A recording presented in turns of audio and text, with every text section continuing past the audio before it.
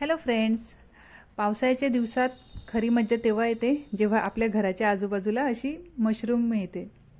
ही जंगली मशरूम आहे। जी मार्केटमध्ये मशरूम मिळते ना, ती त्याची शेती केलेली असते। ती इतकी खास नाही लागत, पण ही जंगली मशरूम असते ना, ती खूपच छान असते टेस्टला, म्हणून महागसुद्धा भरपूर असते, म्हणजे 800 ते 850 रुपये किलो आणि सहसाही मिळत नाही। तर ही आमच्या घराच्या साईडला अशी मिळाली मला, तर म्हटलं चला आज मशरूमचीच भाजी करूया। तर ही मी इथे 2-3 पाण्याने अगोदर स्वच्छ धुवून घेतली होती। आता ही आपण साफ करून घेऊया। तर ही धुवून 2-3 पाण्याने अशी धुवून घ्यायची अगोदरच आणि कपड्यावर असं सुकवून घ्यायची आणि नंतर मग ह्याची स्किन काढून टाकायची। म्हणजे साफ कशी करायची, तर ही अशी स्किन असते ना, ह्याची पातळ स्किन ही काढून टाकायची असते। तर अगोदर आपण ही सर्व स्किन काढून टाकूया। ह्याला फार उशीर लागतो साफ करायला, कारण की जी मार्केटमध्ये मिळते ना, ती जरा कडक असते आणि त्याची टेस्ट सुद्धा इतकी खास नसते। पण ही जी जंगली मशरूम असते ना, ती एकदम नरम असते, म्हणजे साफ करताना जरा व्यवस्थितच साफ करायला लागते, नाहीतर लगेच त्याचे छोटे छोटे तुकडे पडतात। तर हे बघा, ह्याचे एकदम नरम असते ना, तर ह्याची जास्त मोठे पीस नाही ठेवत, असे थोडेसे लहानच ठेवायचे असतात। म्हणजे आमच्या साईडला तर असे छोटे छोटे पीस करतात, पण तुम्ही तुमच्या मर्जीनुसार याचे छोटे मोठे पीस करू शकता। तर मी सर्व मशरूम साफ करून घेतलेले। हे बघा किती सुंदर दिसते, मस्त व्हाईट व्हाईट झालेली आहे। आणि आता स्वच्छ म्हणजे अगोदरच धुवून घ्यायची, साफ केल्यावर धुवायची नाही। तर हे आता ह्या इतका कचरा निघालेला आहे, मला अर्धा तास लागला असं सर्व साफ करायला। तर आता धुवायची नाही, अगोदरच धुवून घ्यायची। तर इथे मी आता 2 टोमॅटो घेतलेले आहेत, मोठे टोमॅटो, लसूण भरपूर आणि 2-3 मिरच्या आणि थोडीशी कोथिंबीर। ह्यामध्ये जास्त मसाले ॲड करायचे नसतात, एकदम सिंपलच भाजी करायची असते।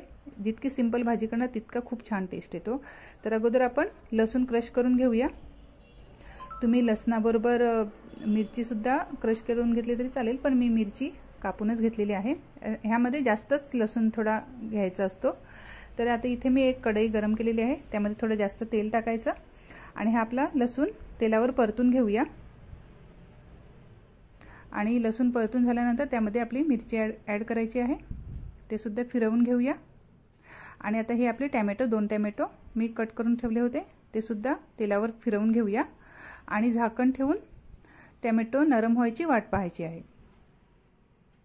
ह्यामध्ये जास्त मसाले ॲड करायचे नाही आहेत, म्हणजे आपला जो नॉर्मल मसाला असतो तो ॲड करायचा नसतो, एकदम सिंपलच भाजी करायची असते। आता यामध्ये मी थोडीशी जिंजर गार्लिक पेस्ट होती माझ्या घरात म्हणून मी ॲड केली, तुम्हाला नाही हवं असेल तर तुम्ही स्किप करू शकता। आता ह्यामध्ये मी काळी मिरी पावडर, किचन किंग मसाला, थोडासा गरम मसाला, हळद आणि मीठ, चवीनुसार मीठ ॲड करायचं आहे। तेलावर फिरवून घ्यायचं आहे। आपला नॉर्मल मसाला ॲड करायचा नाही आहे, त्याऐवजी काळी मिरी पावडर ॲड करायची आहे। 30 ते 40 सेकंद फिरवून घ्यायचं आहे तेलावर। आणि आता आपली ही कट केलेली मशरूम त्यामध्ये ॲड करूया। गॅस एकदम बारीकच ठेवायचा आहे आणि ही भाजी फक्त तेलावरच म्हणजे वाफेवरच शिजवायची आहे, बिलकुल पाणी ॲड करायचं नाही आहे। छान असं मिक्स करून द्यायचं आहे आणि झाकण ठेवायचं आहे, एकदम बारीक गॅसच ठेवायचा आहे। झाकण ठेवून 10 ते 15 मिनिटं एकदम बारीक गॅसवर वाफवून घ्यायची आहे। आता झाकण ठेवूया आणि 15 मिनिटानंतर आपण चेक करूया। तर इथे आता 15 मिनिटं झालेली आहेत आणि त्याला आपोआपच असं पाणी सुटलेलं असते, त्यामध्येच ती शिजून येते वाफेवर। हे बघा, लगेच 10 ते 15 मिनिटात एकदम गॅस बारीकमध्येच ही मशरूम शिजून येते। तर फिरवून घ्यायचं आहे, छान असं ऑलमोस्ट शिजलेलीच आहे 15 मिनिटात। आता ह्या स्टेजला तुम्हाला जर गरम मसाला ॲड करायचा असेल तर तुम्ही ॲड करू शकता, पण मी अगोदरच गरम मसाला टाकला होता।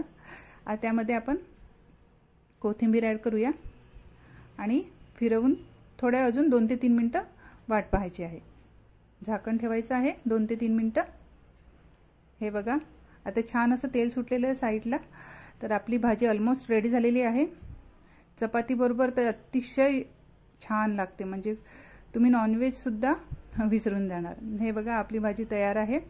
थोडी थंड झाल्यावर इतकुशी झाली आहे, किती दिसत होती आणि इतकुशी झालेली आहे, पण टेस्टला तर खूपच छान होती। तर तुम्ही एकदा अशी नक्की ट्राय करून बघा आणि जर टेस्टला नाही लागली तर तुमचे मशरूमचे पैसे सर्व वापस मीही नाही देणार, कुठून देऊ रे बाबा इतके सारे पैसे।